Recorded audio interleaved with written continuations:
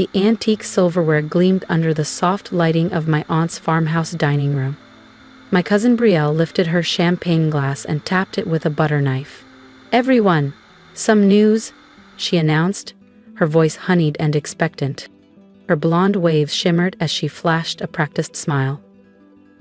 "I've been invited to interview at Rainier and Locke." A hush fell. Even my uncle paused mid-carve with the turkey. Rainier and Locke? The most prestigious financial firm in the Pacific Northwest? Brielle nodded proudly. "Vice President of Strategy. They reached out to me directly." Of course they did. Brielle had always been the golden one. Honors student, Ivy League, every promotion handed to her with a bow. Her triumphs filled the room like perfume, intoxicating and suffocating at once. I stayed quiet, cutting my roast chicken with mechanical precision. At 41, I'd learned how to disappear when needed, but in this family, silence only drew attention. "Aren't you thrilled, June?" My aunt beamed. "Now that's a real position, not like..." She glanced at me. "What is it you do again, dear?" I looked up. "I run a private equity firm." "Oh," Briella giggled. "You mean your little online thing?" My uncle chimed in. "You're not getting any younger, June. Time to think long term." I clenched my jaw. They didn't know about the 9-figure acquisition I was finalizing, or the skyscraper my name would soon sit atop. Not yet. But they would. Soon. Very soon. My uncle raised his glass, glowing with pride for Brielle. I thought about my firm's recent quarterly earnings, the kind most companies only dream of, and had to stifle a grin. "When's the interview?" I asked, keeping my tone light. "Monday morning," Brielle replied, smug as ever. "Not that it matters, the job's basically mine." She paused dramatically. "The CEO requested to interview me personally." I almost laughed. I knew the email that had triggered it. Her resume had landed on my desk 2 weeks ago, forwarded from HR with a note that read, "Another legacy candidate with too much confidence. Final decision is yours, Ms. Carlyle." "Well," I said, rising from my chair. "Good luck, Brielle. I've got an early meeting." Brielle snorted. "What, another video call from your couch?" My aunt sighed. "June, when are you gonna let this little independence phase go? Your uncle could have placed you at Rainier years ago." I thought of the polished plaque on my corner office door. June Carlyle, CEO, Rainier and Locke Capital. "You're right," I said, calmly gathering my things. "Maybe it is time for a change." They thought I was surrendering. They had no idea. On the drive back to my townhome in Queen Anne, something else they assumed I was renting, I let myself think back. It started 13 years ago, just after I finished my MBA. Brielle had always been the one to watch, while I quietly studied, quietly built. They mocked my consulting firm, ignored my wins, never noticed the small companies I revived, or how I used shell corporations to take over Rainier and Locke when its founder stepped down 5 years ago. They never cared enough to track business news. Tomorrow morning, Brielle would walk into my boardroom and call me ma'am. Too busy celebrating Brielle's every safe, calculated move, my family never noticed that their directionless daughter had quietly become one of the most powerful women in finance.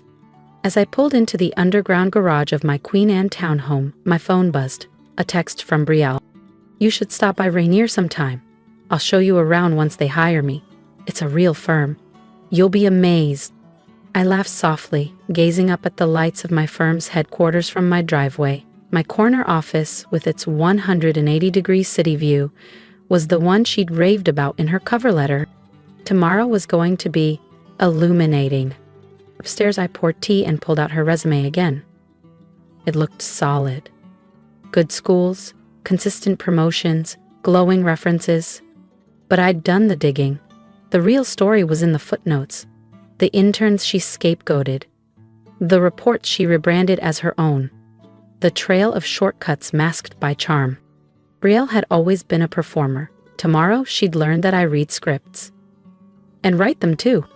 Another buzz. This time from my aunt. "Sweetheart, I hope you don't feel bad.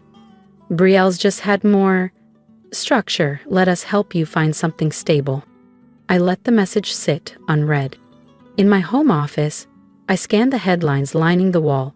Forbes, Bloomberg, Fast Company. The quiet queen of capital. June Carlisle reshapes the future of finance. They never asked why I changed my last name, or how I bought out their beloved firm without a whisper. I sent one final email before bed. Please schedule Miss Brielle Langston's interview for 9 a.m. clockwise a.m. my office.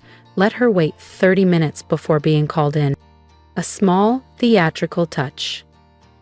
Earned. Tomorrow, my family would finally see who I became when they stopped watching. If you've ever been underestimated by the ones who should have known you best, subscribe to the channel and stay with me, because what happens when Brielle walks into my office next is something you won't want to miss. Through the glass walls of my office, the city skyline shimmered beneath a soft spring haze.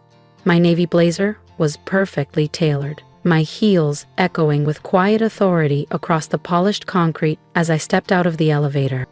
"Good morning, Miss Carlisle," my executive assistant Priya greeted me with a faint, knowing smile. "Your 9 o'clock arrived early." "How early?" I asked, checking the time on my watch. 8:45, ma'am. She's been in the lobby for 20 minutes, claims she was personally requested by the CEO. I set my leather briefcase on the desk and slipped out of my coat. "Let her wait another 10. How's she doing?" Priya chuckled. "She's demanded oat milk lattes, name-dropped half the executive board, and told the front desk you were her confused cousin who still thinks consulting is a career." I grinned. "Has she noticed the magazine covers yet?" "She hasn't looked up once," Priya said. "Too busy, performing." Classic Brielle. So focused on branding herself, she never noticed whose brand actually runs the place. The press coverage lining the lobby wall? All featuring me. My face, my story, my quiet climb. "She padded her resume too," Priya added, laying a folder on my desk. "I ran a full audit." Fluffed numbers, inflated roles. "And that marketing award she brags about? It was your team's." I nodded, unsurprised. "Like that science fair project she won in '05? The one I built while she was doing choreography?" Priya laughed. "Exactly." "Send her up at 9 sharp, I said. "And Priya, make sure security records the lobby feed. I'd like to archive this for personal viewing." At precisely 9 o'clock IMI, my desk phone buzzed. "Miss Langston is here for her interview. Send her in." The door opened. Brielle strutted in confidently until she saw me behind the CEO's desk. The color drained from her face. "June," she gasped. "What? What are you doing here?" I smiled. "Good morning, Brielle. Please, have a seat. We have a lot to discuss. About your application." "But I'm supposed to meet the CEO," she stammered, voice cracking. I gently turned my nameplate toward her. "This would be me." "June Carlisle," I said, folding my hands on the desk. "Though I'm not surprised you never made the connection. You never really noticed anything I did." Brielle dropped into the chair across from me, her trademark composure unraveling. This can't be real. You're just a consultant. You work from your apartment." "Actually," I replied, leaning back with quiet satisfaction, "I own this building, and 4 more like it." I slid her resume across the desk. "Rainier & Locke has been my company for the last 5 years. Now, let's talk about your application. I have a few questions." Her voice cracked. "You can't be the CEO. You're nobody." I didn't flinch. "That's what you all thought, isn't it? Poor June. Always the afterthought, the backup plan, the girl with a freelance phase." I watched her squirm. "Tell me, Brielle, did you ever once ask what kind of consulting I did? What companies I worked with? Or were you too busy listing your own average accomplishments at every dinner table?" She lowered her eyes. No. I didn't." I nodded. "None of you did. You were all too busy dismissing me to recognize what I was building." I opened her file. "Now, about this claim, doubling your department's revenue single-handedly?" "That's accurate," she said too quickly. But her eyes betrayed her. "Interesting," I replied, pulling out a printed report. because your company's annual growth last year was 30%, and the credit, according to your peers, goes to a junior team you initially vetoed. Her face went crimson. You've been investigating me?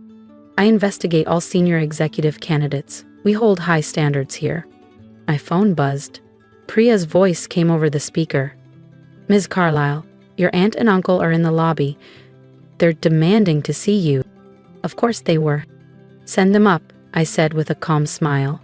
Looks like we're due for a proper family meeting. Brielle shifted in her seat. June, look, about last night. About everything I said, Brielle began, her voice thin. Save it, I cut her off, calm but sharp. I'm not interested in apologies born out of panic. You spent years mocking me, brushing off everything I worked for. Now you'll sit and learn exactly who your underachieving cousin really is. The office door burst open. My aunt and uncle stormed in, expressions twisted in a cocktail of confusion and offense. June, my aunt gasped. What is going on here? What are you doing in the CEO's office? Good morning, I said coolly, not rising. I was just reviewing Brielle's application. You're welcome to join. We were discussing qualifications, specifically honesty and results. My uncle's voice sharpened. Enough of this ridiculous charade. You're humiliating your cousin. I stood slowly, letting the weight of my presence quiet the room. No, Uncle David. For once, you'll listen. I pressed a button on my desk. The frosted glass behind me flickered into a panoramic display. Charts, headlines, acquisition records. Financial growth under my leadership. Welcome to Rainier and Locke, I said. The firm you brag about at dinner parties. The one Brielle applied to, desperate to climb inside. The company reshaped by the woman you all dismissed. They stared, stunned, at the numbers, the headlines, Fortune, Bloomberg, Forbes, my name on every one. This can't be, my aunt whispered, sinking slowly into the leather armchair. This is all yours? Every line, I said, walking around the desk. The consulting firm you mocked? Just the foundation. While Brielle was bragging about quarterly reports she barely wrote, I was transforming failing companies. My uncle finally spoke. Why didn't you tell us? I smiled, but it didn't reach my eyes. I did, you just never listened. Brielle's voice cracked. June, if we'd known. I raised a brow. Exactly. If. I cut her off. You only care now because of what I've built, not who I am. This isn't about pride, it's about power. And now that I have it, suddenly I matter. I pressed another button on the desk. The screen behind me shifted again. Security footage from last night's dinner. Brielle's voice rang out, clear and smug. She can't even get a real job. Stop, Brielle whispered, her face burning. We get it. Do you? I turned to her, sharp now. Because I've been watching you stitch your career together from half-truths and stolen credit. I've spoken with your former managers, your so-called mentors. I know how you got where you are. My aunt stood, adjusting her silk scarf nervously. June, surely we can find a solution. We're family after all.